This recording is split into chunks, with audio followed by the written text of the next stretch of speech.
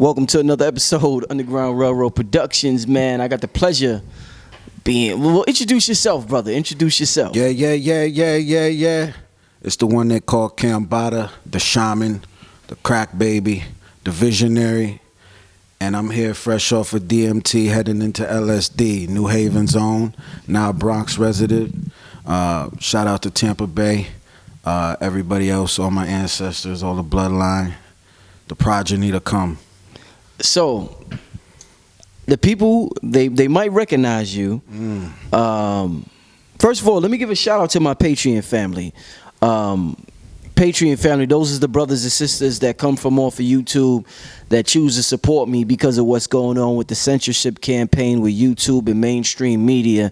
So these brothers and sisters have taken it upon themselves to give me a monthly donation, whether it's $2, $5, $10 or whatever, but they understand the importance of me keeping this message out here to the masses.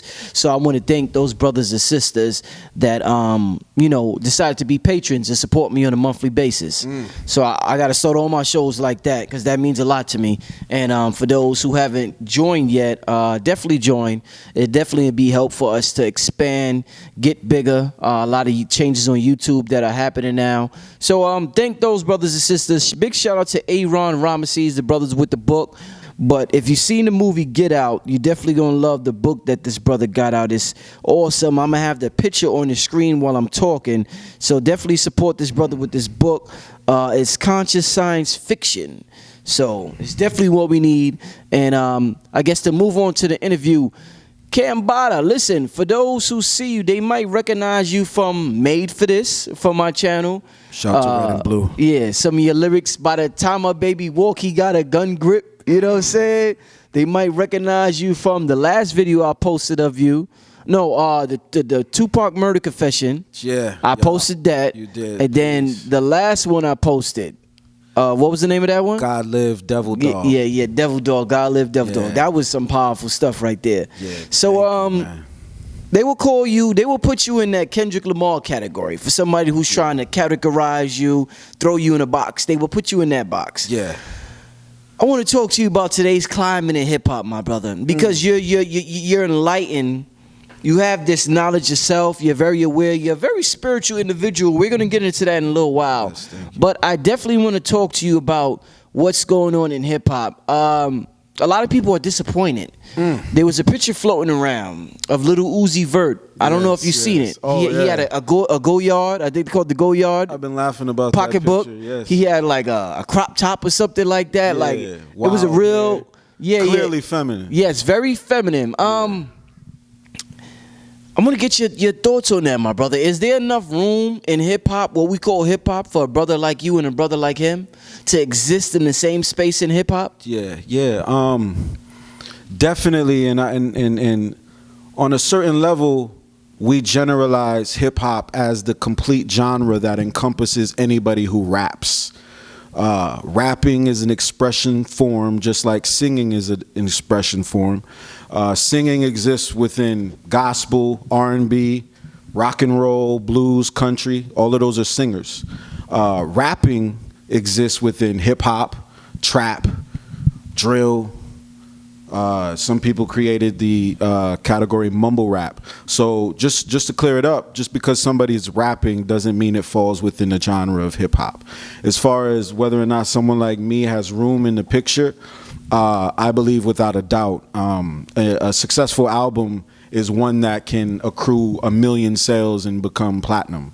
Well, we all know that there's about 400 million people in the United States, so typically all you're asking for is a 0.0001% of the population to buy and patronize you.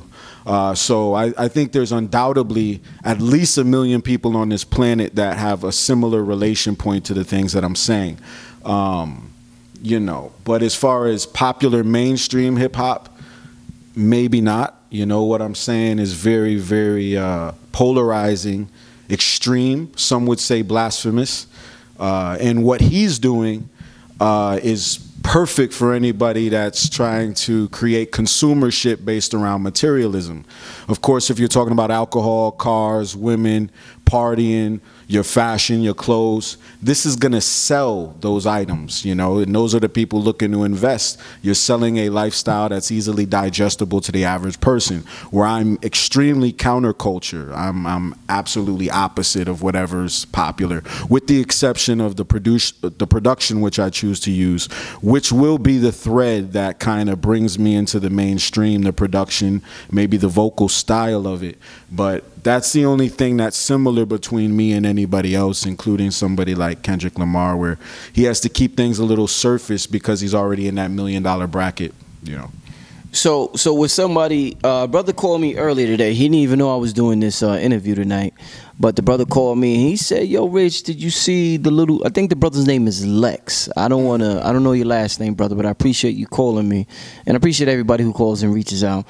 But the brother said, "Listen, could you interview Red and Blue about the picture with Lil Uzi?"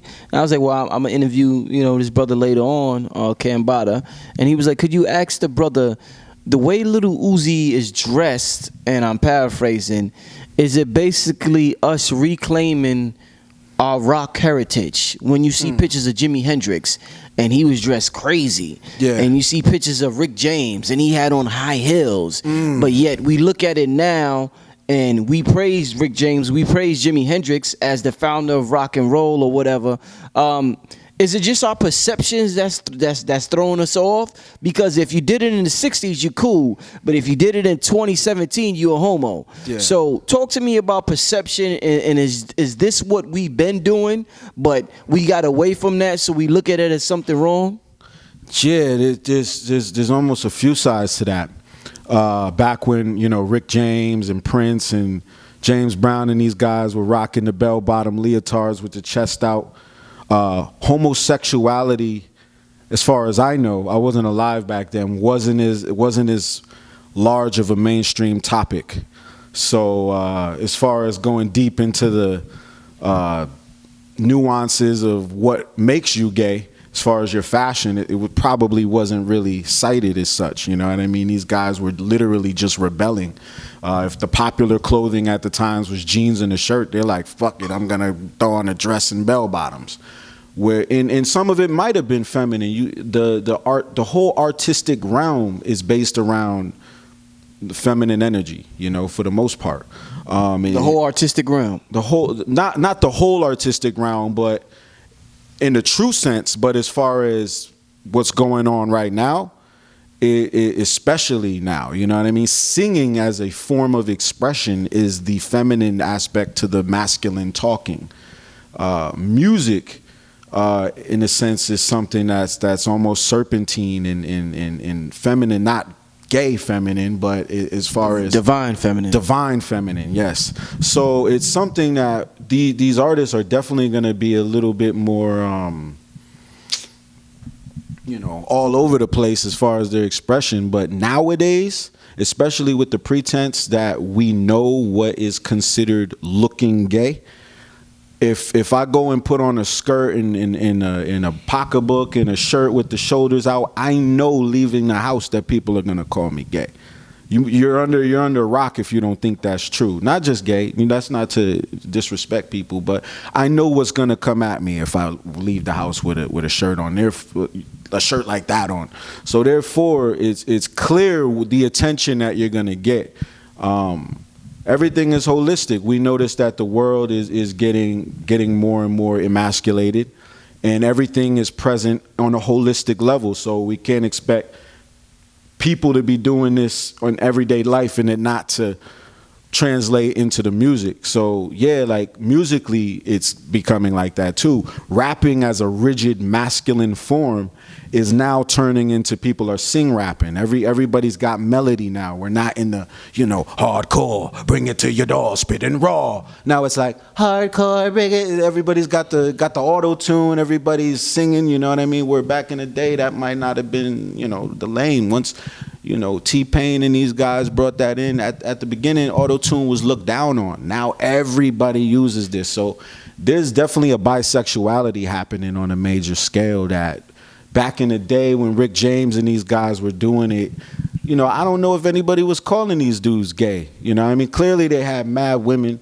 They might have been. Yeah, Prince is obviously androgynous. Like, I don't even think he hit it. Like, even his symbol, you know, he kind of was all about transitioning beyond humanity. He was like, you know, if you know what you are, like, clearly that guy was like a hermaphroditic deity. You feel me? He exemplified the yin and the yang. You know what I mean? There it is. You know, humans are gonna come in all shapes and sizes, man. You know what I mean? But what we're experiencing now, which is kind of sickening, is that they're kind of ramming it down our throats, for lack of a better pause. You know, they're kind of really just pushing it on us, and we know how malleable the human mind is. If you tell a little baby he's a dinosaur, he's gonna be running around the room like a Tyrannosaurus Rex. You tell him it's okay to kiss little boys, then, you know, it is very possible, obviously. So, you know, I don't think there's any real free will. Like, if you're looking up to Vert and that's what he's wearing, and you want to be swagged out, you might run out the house wearing the same thing. And all the attraction that you get to that is not going to be one of heterosexuality, that's for sure. So what I think of it, man, I think it in a sense, it's a diversion of nature caused by the intervention of what's going on in media, the diet, you know, the trauma, sexual trauma. I mean, by the time you're 5 years old, you might see 10,000 sex scenes on the television between cartoons and movies. So, you know. Right. So a little earlier, you said that, you know, you have this approach to hip hop that you remind people of what they would call the good old days of hip hop. But you choose to use modern beats. Some would say trap beats. Some would say melodic beats. It's not boom bap. It's not what people would call boom bap. Why do you think you, very lyrical artist, chooses to rhyme over what people will call, a lot of conscious rappers would say, is low frequency beats, opposed to the other conscious rappers who rhyme over what they call boom bap beats? Why do you choose those type of beats, my brother? Well, number one, and is it wrong for them to say they're low frequency? No, I wouldn't say it's wrong. It's both wrong and right. Clearly, what's happening with the over digitized beats, because previously to hip hop, we were lacking in resources when hip hop was created and boom bap was created. These people didn't have the extravagant beat devices that they have now. So, you know, they're taking their mom's old record players, speakers. They're only sampling because there was no synthesizers to make beats. There was no MPCs. So they're sampling Earth, Wind, and Fire and people that had true musicianship. There was no choice but for them to get on a guitar and a piano. So it's high frequency because there was a human being that represented each musical sound that you heard. And the intention behind it was divine, because people didn't have the ability to just enter studios back then. You kind of had to practice, rehearse, and do the best job you possibly could, because it was impossible to afford a setup like this. You could get a nice little studio setup now for a couple $1,000. You can start making beats with a program online for free that comes loaded with synthesized sounds. So in that case, yes, compared to what they were sampling back in the day in the boom bap era, where they're sampling direct records, and now they're using synthesized sounds out of a keyboard or a program. And that way it might not be as divine as far as the components that make it music. But it is the sound of now. And I, as a lyricist, only make up 50% of the equation. The production is actually what moves the wave and the current of the sound in hip hop. If the only production that ever existed was boom bap, that would be all I would rap on. I actually genuinely enjoy boom bap. Trap beats. That 808, low frequency, yes, obviously it's bass, and low frequency correlates with the bass chakra, which is not evil. You know, we tend to associate bass frequencies with evil, and really what it is the physical. It's the lust, it's the sex, it's the eating, it's the partying. That is all encompassed on that bass frequency, and that's the first frequency that you learn here as a human being. You know what I mean? So if I have to enter on the bass to get people to the top, then that's just the methodology. You know, it's no different than, you know, a Malcolm X going to the streets on the corner and preaching on a corner to gather membership. you know, it also changes the tempo. Like the tempo is different. You know what I mean? I take the challenge. You know what I mean? It's no different than a basketball player. You go to the league now, it's ran by guards, little fast niggas. Back in the day, it was a center-driven game. So the game changes, and I have to be malleable with it. I have to move and groove with it. So it's not something that I choose. It's something that I'm adaptable to, and I'm all about making the best possible music. So with that, like, to me, there's nothing wrong with the trap sound, especially if it's effective in what I'm doing, and I like all music, you know.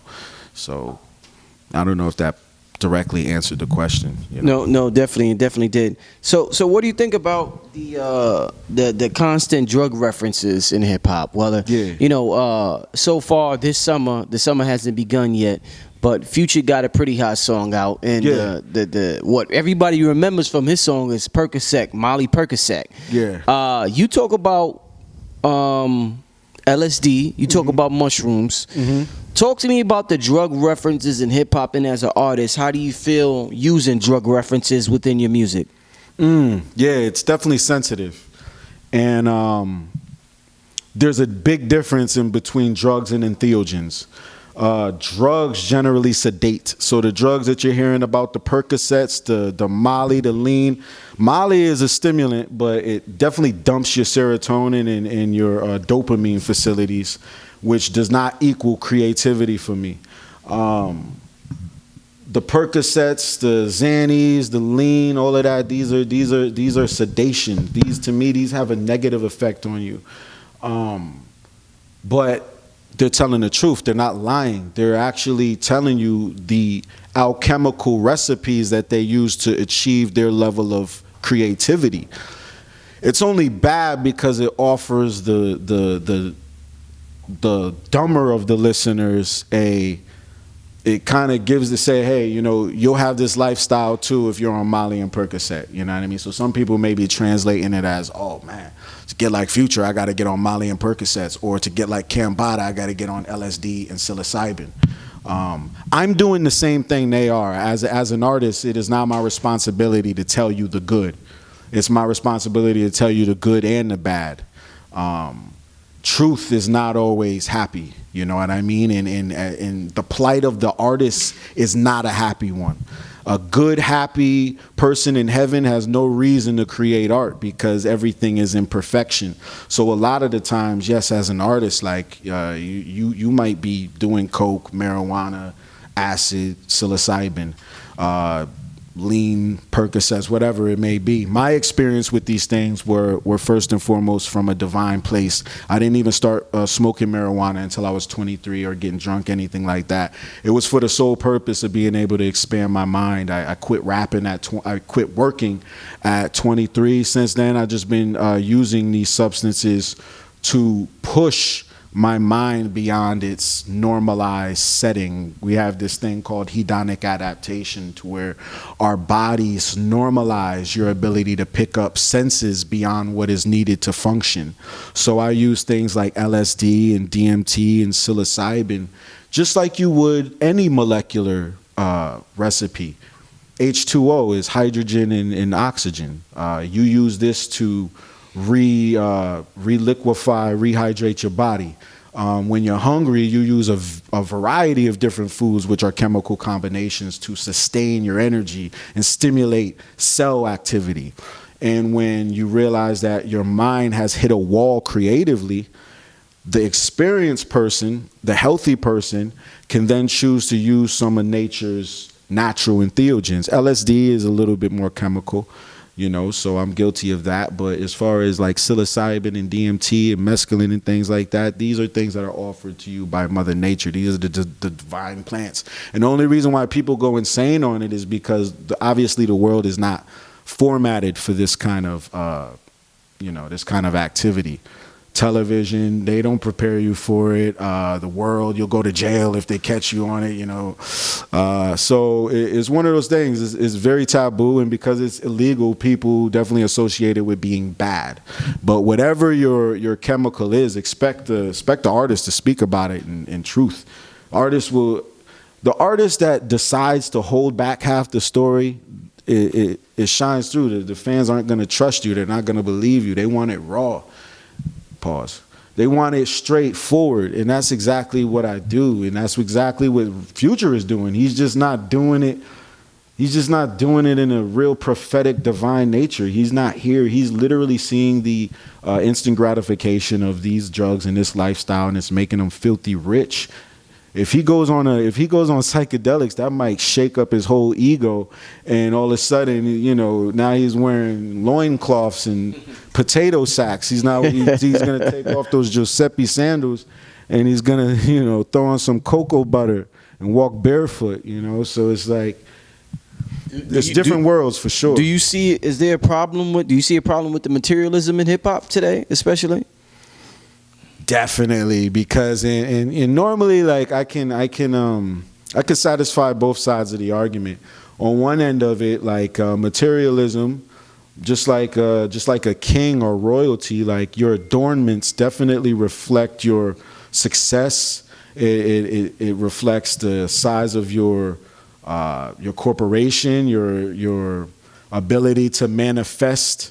And honestly, I believe that we are here on this planet for abundance. It's the reason why apple trees just don't have one apple. And that's the reason, I don't mean to cut you off. The reason why I'm asking you, I guess, from a more advanced perspective, being that materialism is nothing but spirituality. It's a thought form. Yeah. It's a person's ability to manifest thought forms, conscious thought forms. I consciously think of a certain type of car, a certain type of woman, a certain type of home, a certain type of crowd, and I'm able to manifest consciously what I think of. So sometimes we criticize people who are materialistic, but those are the same people who are able to tap into the divine imagination, like Earth, Wind, and Fire said, and bring forth it to the third dimensional realm. Truth. So I'm asking you from a more, advanced form. You know? Yes, absolutely. You can't get away from materialism. Materialism is why we are material in the first place.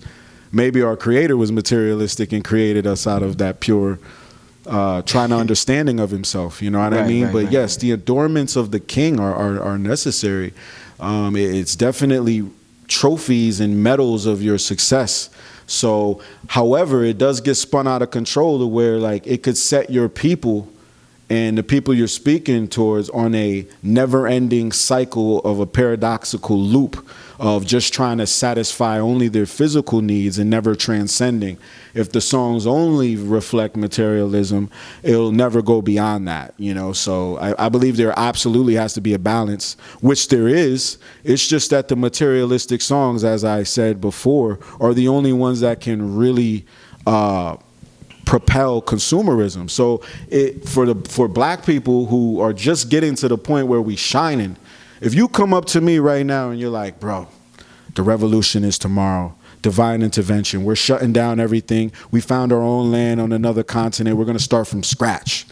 At the same time, I'm going to be happy. I'm going to be like, damn, well, can y'all wait for my album to drop, because I'm just about to get this money. My album just about to come. I still ain't get the shoes I want. I still wasn't able to buy my mom that mansion, that house on the hill. I still want the Jeep. You know, we're just getting here. You feel me? When you see them dudes in Silicon Valley wearing, the Dockers with the slippers, they've never had a discrepancy of wealth, like the black people or the colored people have. Like, so literally it's nothing for them. Like, the adornments of them, they're coming. They're actually like, nah, I don't need to, show that. But us, like, we're just getting to the point where it's like, damn, like LeBron, Jay-Z, these guys are literally just getting to the point where they could become billionaires. And a lot of people don't want to let that go yet. You know what I mean? And they probably won't, to tell you the truth. This is going to take something crazy to reverse. Wow, crazy to reverse, like nature, uprising of nature or some shit, like, or mass death or something. I don't know, man, but the materialism is definitely kind of spinning out of hand. You know, it's funny you mentioned Silicon Valley, and we're talking about drugs because those dudes admitted that in several books. Tim Burris, the 4-Hour Work Week, he talks about it, about how they take these drugs. I think they call it nootropics. What's the name? Nootropics. Yeah, they take it and then they come up with these ideas. They said they take it during the daytime. They sit around, hang around, get in a good sitting, good mood, and they come up with their $1 million ideas that way. Yeah. So that's what they do in Silicon Valley. Yes.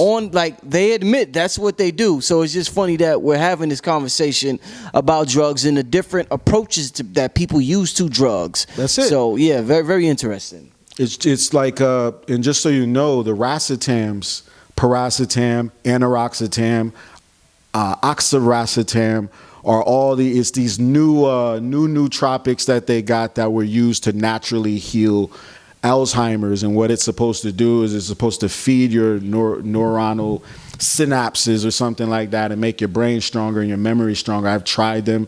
You get there's really no gratification. What they're really trying to tell you is that they're using LSD and psilocybin and DMT. There's no getting around it. Any of those guys, Steve Jobs, Bill Gates, all of them are. If I found out about it, a guy from New Haven, Connecticut, who went to fucking Tampa Bay, now in Bronx, New York. If I came across these divine chemicals, you know they did, because it's the truth. It's the truth. If you can go there and come back with a sound mind and understand and wrap your head around what you experience, then yeah, man, you got the Philosopher's Stone in your hand. That's absolutely the truth. I'd say most of the divine prophecies, if not dreamed or experienced with near-death experiences, were stimulated by some kind of entheogen. I'd say the majority of all the prophets, I went to the mountain peak and I talked to God. I saw the burning bush, whatever it may be. The only way I know of that's guaranteed is to completely defocalize yourself. The fish don't know it's in the water till you take it out. You know what I mean? And it's very, very, very hard to grasp reality until you've been out of reality. What would you say to those? A lot of people might say, Cambatta, we like your stuff. We want you to blow up, but you gotta dumb it down. It seems as though they're always asking conscious artists to dumb it down so they can relate to the masses. Yeah. How do you take that advice, Cambatta? You gotta dumb it down for the masses to understand and respect your music. Yeah, you know what I tell them. My job is not to relate to the masses. As the priest faces the congregation for a reason. It's my job to translate the divine word and say it in a way that only people that are deserving of hearing it can hear. As far as wealth, I can achieve wealth with 10,000 fans, so that's primarily what I'm worried about, is being able to feed myself and my family on my plight to describe the unknown, the unseen. That's all I'm here literally on this planet, I believe, to describe the things that normal people through their normal lives don't have the opportunity to see, hear, smell, touch, and feel.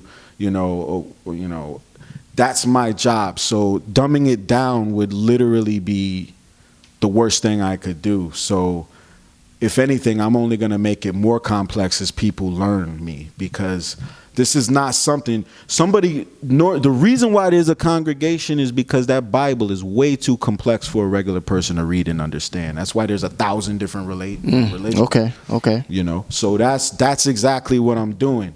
I'm using rap as a vehicle because it is the most effective form of communication that the world has ever seen musically. It's the most verbal, and the rhyming sequences make it balanced. It makes it mathematical, and it makes it soothing to hear. It becomes addictive. You get locked into it. But I am one that is using unique philosophy to teach my lessons throughout my hip-hop endeavor. So dumbing it down, absolutely not. I'm not concerned with the industry or record labels or anything to do with the machine. If I never see those people in my life, I don't care. I'm going directly to fans, and I'm only going directly to fans that understand me. Those are the only people I'm concerned with. So I don't know if you have children. Not yet. Soon. But one day. would you allow your children, or if you had children or somebody you love, if they was a fan of Little Uzi Vert and Little Yachty and all of these people, like Little Yachty got a song and the hook is like, play with the pussy like peekaboo. I mean, would you have a problem with your loved ones listening to this type of music? Would you as a conscious artist, do you get offended by them being interested in that kind of music instead of being interested in a more divine, spiritual, lyrical type of music? I personally don't get offended, no. There's definitely levels to this shit, and there's always more kids in the, you know what I mean? There's always more kids at the state school than there is at the Ivy League school. You know what I mean? So that understanding of hierarchy definitely is in there, and that's not a narcissistic term. It's just that I know what my goals are. You know, I know where I want to point. I want to point my sword. You know what I mean? Per se. But would I allow my children to listen to it in a perfect situation? No, I wouldn't allow them to ingest anything that wasn't contributing to their genius. So that includes television, food, human beings, classrooms, teachers. I think all of that shit is trash for the most part. You know what I mean? So as far as my relationship with my kids, because I see them as a reflection of me, and I don't watch that stuff. I don't deal with that stuff. I listen to Young Thug and Uzi Vert and Migos because of their ability to assimilate rhythm. This isn't for them, it's not the age of the intellect. They're in the age of melody and flow, you know what I mean? So that whole mumble rap era is literally about, it's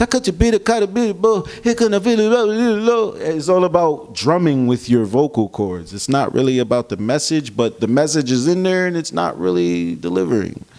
So my kids wouldn't listen to it. Do I have a problem with them existing? No, because it just makes me stand out more. It creates more of a lane. All the lyricists went to battle rap.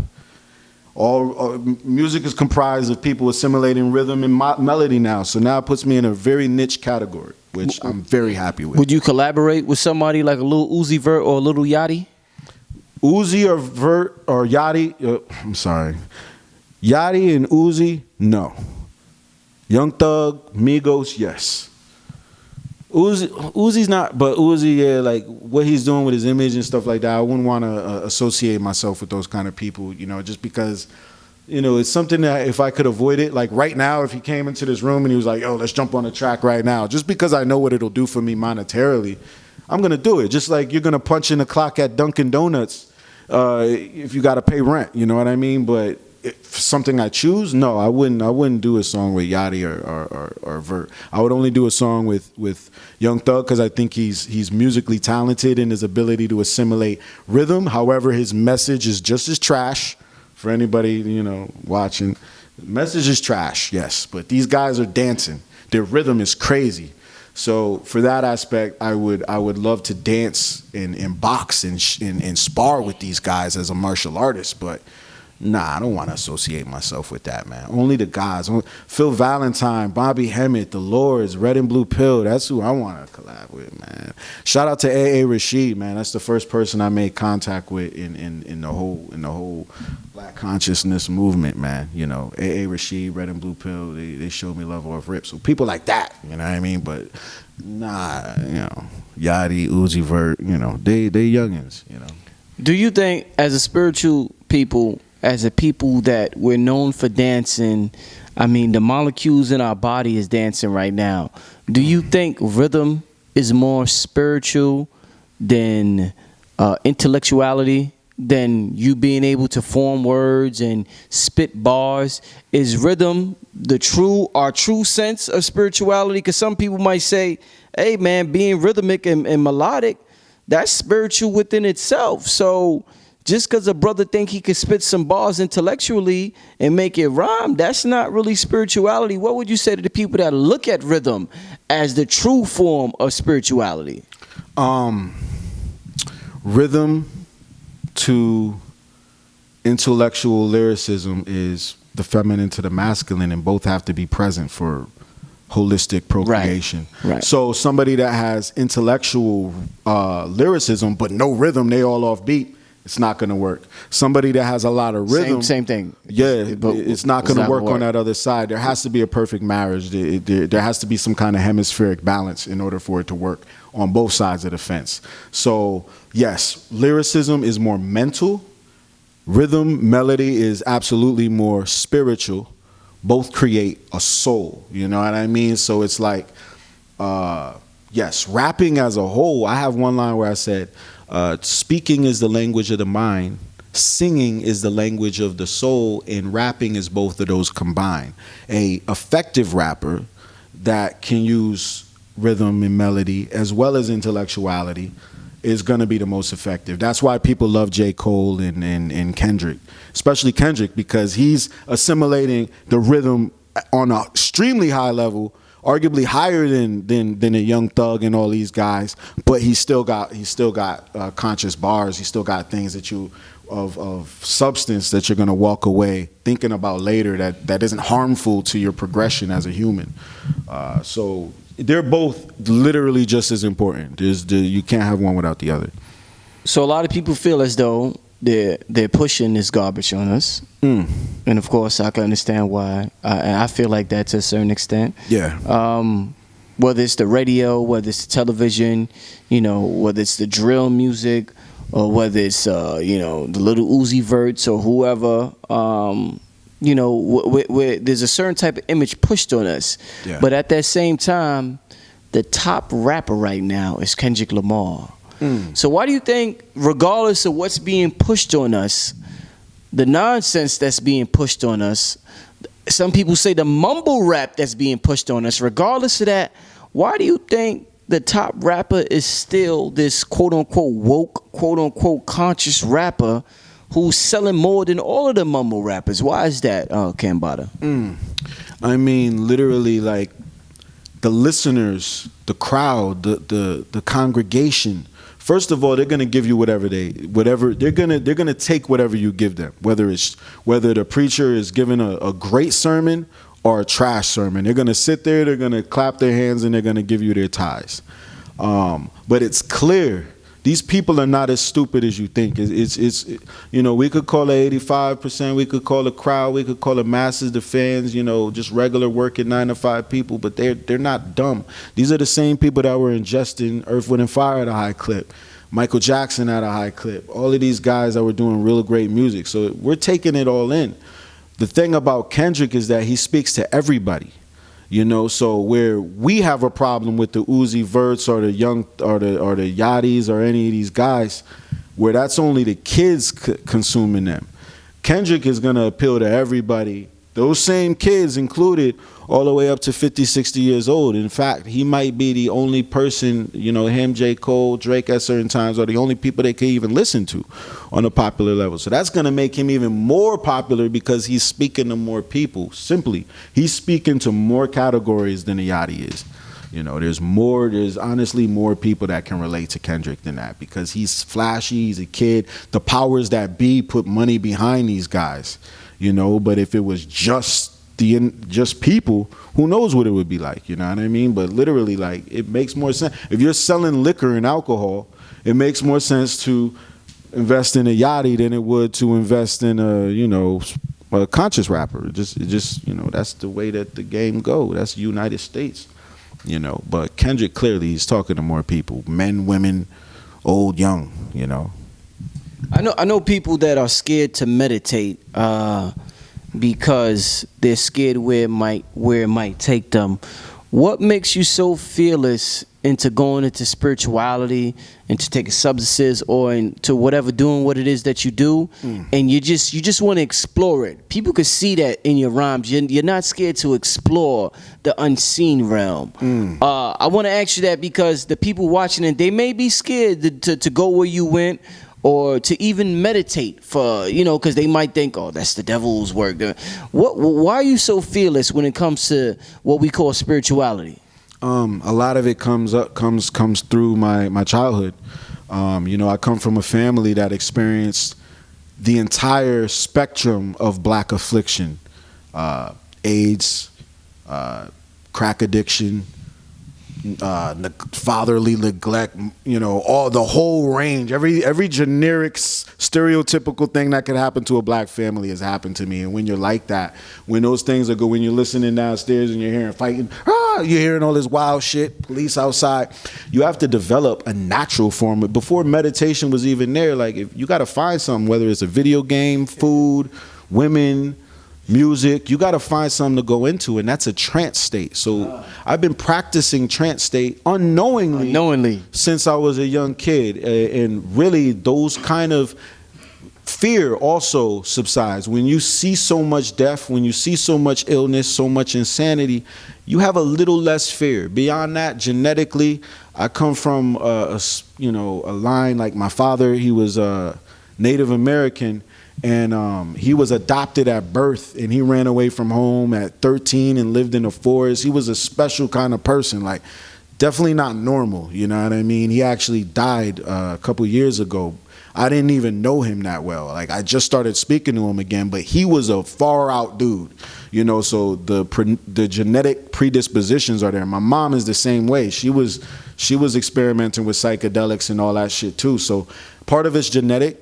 Another thing about it is I'm a deeply deep person, and I knew that I had to confront death and get comfortable with it in order to live. If you're constantly afraid of death, then you're never going to be able to fully indulge in life. You're going to be wandering around with this mystery, and looking into the darkness behind your eyes and staring into it is absolutely scary, because you know you're going to validate some things. The reason why you're scared is because it's real. You know what I mean? And yes, this is not for everybody. Psychedelics and entheogens are serious. It is. I definitely don't think it's for most people. And you could get a line of 100 people and give them the same amount of psilocybin. They're all going to have different experiences. Same thing with DMT, LSD, any of these divine chemicals. Not everybody's going to have a prophetic experience. It's almost like some kind of divine selection that happens, and some people are allowed to see this, some people aren't, and it's for a just reason. You don't come back the same once you see the other side, and you verify multiple dimensions. You verify that there's entities that exist on different planes. You verify that there's no death, that death is as easy of a transition as switching a channel on a television. There's no pain involved. There's no regret involved either, because you realize that your consciousness, as far as its relation to death, is like you're a bucket full of water, and dying is like taking the bucket of water back to the ocean and re-putting it back in the ocean, and you experience the ocean in your first person perspective solipsistically the same way you do in awakened life. There's no different. And actually, death is home. You have to adjust to the living. You have to learn the language here. You have to learn how to walk and talk here. That's why you're crying when you're born. Like, what are these lights? Who are these weird, strange people looking at me? Like, death is comfort. That's easy. You know what I mean? Get used to that, because it's coming. It's the only guaranteed thing. You know what I mean? So I knew that at a young age. I was never afraid to ask questions. And I had a grandfather with an extremely crazy God complex that, he was that person. Like, he had the Tanisi compound. He went to Africa. He had literally, like, he had a whole village of kids, and they were all geniuses. All my uncles and aunts are all dancers and artists and singers and everything. Like, the dude knew what he was doing to a certain extent. So it's a lot of that, but I'd say, these substances are not for everybody, man. And even if everybody took them, they're not all gonna see, quote unquote, the face of God. Like, not everybody gets the golden ticket just because you open the candy. So I don't suggest it to anybody unless it finds you and you know within your spirit is something that you should do. But legit, it's all real. It's all real. Telekinesis, telepathy. It's to the point where I don't think the human mind is able to create anything that's not able to be manifested into the third realm.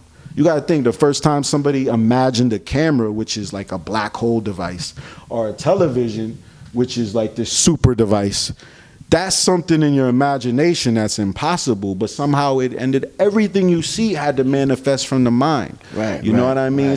Yeah, like, as a human being, I came into this world fighting retroactively. So I had the predispositions of whatever good habit and bad habit my parents gave me. So because of that, I know that as a human being, I'm not operating at my full capacity, even if I master this life. It's probably going to be like me mastering this, and then my kids, them mastering it, and then them mastering it to get to the point where that dude's like a breatharian that levitates and all that shit. But in order for me to get it, I only got it in my 20s. Prior to that, I might have done some damage with my diet. There was definitely some kind of psychiatric damage throughout my life, you know, just the normal trauma of being human. So I'm working in reverse, you know what I mean? So me dealing with the psychoactivity, me dealing with the psychedelics is me like rewiring the process, me customizing my player in 2K. I'm a 2K player. This is my player, and just like you would in 2K, I'm giving myself the clothes, I'm giving myself the attributes. I specifically want to make sure that my brain can pick up on any patterns, that I can rhyme any word, that I can sing, that I can do everything I want to as creatively, freely as possible. I'm not concerned with anything else. As far as death and health, these things are here because I'm mentally like, there's no stopping me. The food, none of that gets in the way of the man on a mission. You never heard none of them complaints. Dudes going to jail fat, eating bread and hot dogs, come out diesel looking like Arnold Schwarzenegger. No protein shakes, none of that, my nigga. It's mental. You know what I mean? So yeah. Steve, man. It's you know, Cambatta, before you leave, can you give the people a freestyle that they won't forget and that they're gonna remember you by? Because you got an album coming out. Yeah. And when is your album coming out? We're looking at July sometime, tentatively, but definitely this summer. Okay. So in the next 2 months, they're gonna be blessed. Shout out to Red Blue Pill. They're gonna be blessed with something amazing. It's called the LSD, the Lunar Solar Duality. So on one level, I'm talking about my experiences with the defocalization of the LSD drug, quote unquote. And on the other level, I'm talking about the dualistic nature of the sun and the moon. Nigger Christ, 33. These are some names of the songs that are going to be on there. And I mean, as far as like writing and lyrically, like, as far as what I'm doing, I don't think anything has ever been done like this in hip hop, you know, on such a, you know, I don't have the resources of a Kendrick Lamar or Drake yet to do what they do production wise. But when it comes down to me and my pen, like, there's things that I'm going to be introducing on this album that humans haven't seen or heard yet. So it's definitely going to be dope. And as far as a freestyle, like, yeah, of course, you know, that's how I speak. Get the people something, brother. Just something. Just something. Yeah. Black areolas in a cop's minds, a very conveniently placed bullet target. It could be karmic. Sometimes a prophet must be put to hardship, killed to come back and look exalted. I think the hood is haunted. Dead thugs, bed bugs, sex drugs. I did good regardless. When I go to court and they require ID, I bring a Jordan rookie card in. When I don't look as dark skinned, starving. I think the mighty dollar made us slaves. They used to buck, break to make us change. Burn hundreds. Only Benjamin I fuck with is the Banneker, and that's cause I relate to brains. Being black's the world's hardest first player game. Only 2 buttons, a run and jump, no way to aim. I never say 10, even if I said 9. Born under a black sun in a red sky, ignoring the lord of the land like it's rent time.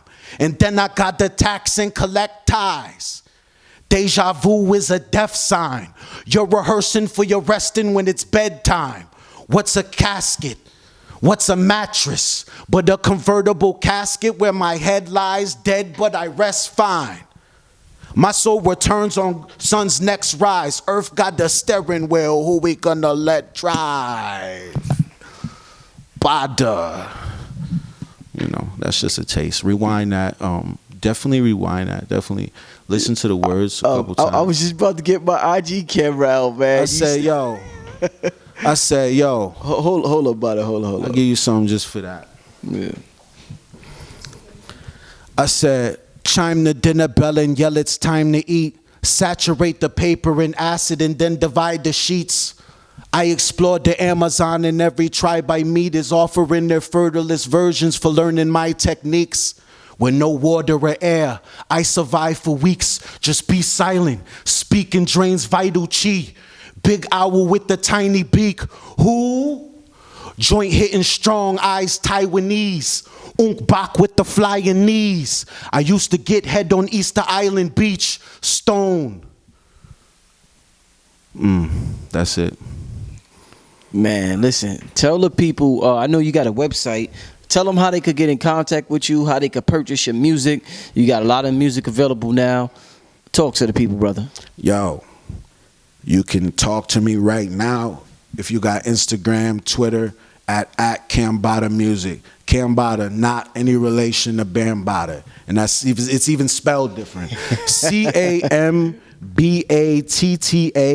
Cam as in a mechanized motor system, Bata as in an Asian form of underground currency used for drug trade. So mechanical money.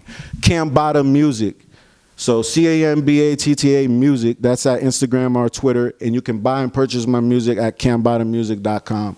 LSD coming soon. DMT out now, actually. So, you know. Actually, and also, stay tuned to this channel because on Friday I'm dropping a brand new video called Ghost in the Machine. It's absolutely bananas. Like anybody who loves words and etymology and consciousness and intellect, this is your food. This is what you've been searching for since you started listening to rap. So this is this Friday exclusively on Black Magic 363. Shout out to Brother Rich. Shout out to Red Blue, AA, everybody in the whole system. Shout out to my favorite teacher ever that I haven't met yet, and that's Phil Valentine, man.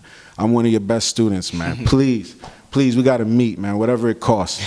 But, yo, this is what it is, yo. Thank you to Brother Rich, man. This guy's been showing me so much love. Please donate all your money, like Patreon. Like, if y'all could pay T-Mobile and y'all could pay whatever, anything. Starbucks, Dunkin' Donuts, you putting trash in your body. This is putting that good in your body. This is putting that substance, that sustenance. This is the best channel on the internet. I've learned more from this channel than I learned in all of my school. So I honestly owe you like 8 years of tuition. I owe you like 50,000. You know? Yo, what message you want to leave the people with? Leave them with something before you Definitely. Through your eyes, as far as you're concerned, when you close your eyes, you cease to see anything around. When you close your ears, you cease to hear anything around you. For all you're concerned, you may be the only person alive. This whole world could be just rendered as you see it. Don't take this for granted. Create your world. Be as creative and powerful as you can. Don't wait until your kids do it. Don't wait until your next incarnation. Do it now. You're wasting your time. If you're not fulfilling your potential, you're wasting your time on this planet and you're just a customer. You see through these eyes, you're God. Point blank. You're a fractal of God. This is how God experiences, you know? And you do it. Create. For better, for good, for bad. It's all necessary. So that's basically. One last quick question, because you just made me think about your interview with Sway. You referring to yourself as the greatest rapper alive. What would you say to those who say that's an arrogant statement and it's too soon to say that statement? What would be your response? As far as it being arrogant, I would say that it's being confident. And it's only arrogant if it's not potentially true and you're hurting anybody by saying it. This is a statement that's been said by many rappers before me with less ability. Also, for people that are saying it's too soon, those are people who haven't heard my catalog. I've been doing this since I was 15 years old. For 15 years, I've been doing this. It's too soon because the mainstream hasn't grasped me yet, you know. But even though I know in my mind that being great encompasses more than just lyrical ability and your musical output, what makes you great is your ability to affect people on a large scale, the impact of your music, the wealth that you've generated for it is a part of it because that's the physical representation of it. There's many things I have to do to be considered the great. However, I know what's going to happen. Just because a baby isn't an adult yet doesn't mean that he ain't going to be a grown up one day. You know what I mean? But I definitely, it's one of those rare marriages where somebody with the predispositions for language and code breaking just happened to be musically sound. And I know what I'm going to do, just like a Mayweather knew what he was going to do when he was a kid. Right. It's not arrogant. It's absolutely beautiful. And honestly, all men, especially black men on this planet, should be 100% confident in everything. If you're a chef, be the greatest chef on the planet. Because you wouldn't have Michael Jordan if it wasn't for that. You wouldn't have Michael Jackson. You think these guys didn't go home and they're like, doing mantras like, Michael Jackson knew he was the GOAT. Michael Jackson knew he was a deity. He's like a Christ-level deity. Trust me, these people know. They just keep it on the hush. If don't be loud in your intentions. Don't tell people you're the greatest, right? Just do it. That kind of leaked out. Shout out to Eddie Deuce. That's my management staff, production staff. He kind of was like, Sway, this is the greatest rapper of all time. Sway took that shit seriously.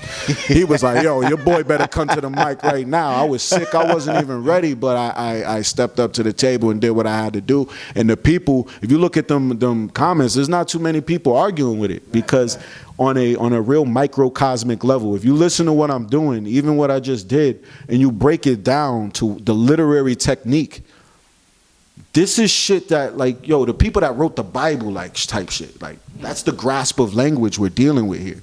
So, yes, I will be considered the greatest rapper on earth to a lot of people eventually. If not, I'm doing my job wrong, Well, you definitely are one of the greatest rappers to me, my brother. I love your music. I don't post too many people's music on my channel, especially videos. And trust me, I get a lot of requests. It's a blessing. So to put your music on my channel, brother, I definitely believe in what you're doing, and I feel what you're doing. I don't just hear your words, I feel your words. You have an emotional intention with your words. Yes. So I appreciate this interview with you, brother. And the people going to be seeing more of you. Stay tuned for the brother's video, Brother Rich Cambatta. And we signing out, family. We're going to see you next time. Peace. Peace, family. This is Brother Rich from UGR. Urging all my viewers and subscribers to help support the channel by donating just $1 to the UGR PayPal account. We appreciate the viewership and support, and we understand the power of $1. If you benefit in any way, shape, or form, we ask that you donate $1, whether it be monthly, bi-monthly, quarterly, or yearly, so that we can build our brand to compete with the NBCs, the MTVs, and the Foxes of the world. I figured since Kanye could ask Mark Zuckerberg for $1 billion, I could ask my subscribers to donate $1 so I could make the best possible content possible. The main objective of this channel is to inspire you to become the greatest version of yourself. So hopefully throughout the years of you watching this program, you have been inspired to become the greatest version of yourself. If you would like to donate, you could go to www.paypal.com and send a donation to richandmerit7@yahoo.com. Thank you and enjoy the rest of your program.